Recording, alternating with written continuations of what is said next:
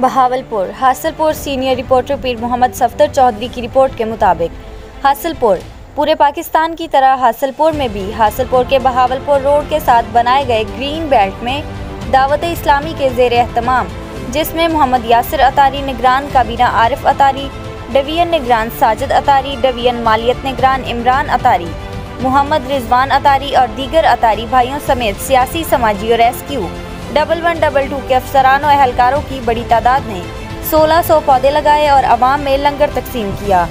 मजीद दावत इस्लामी की जानिब से पूरे पाकिस्तान में 26 लाख पौधे लगाए जाएंगे। पौधा लगाना सुन्नत भी है और अजर अजीम भी है। रेस्क्यू एहलकारों की जानिब से भी पौधा लगाया गया, जिसमें रेस्क्यू एहलकार मोहम्मद रिजवान शानी, महताब लतीफ़, आकिब जोया, मोहम्मद इसरार समेत रेस्क्यू एहलकार मौजूद थे।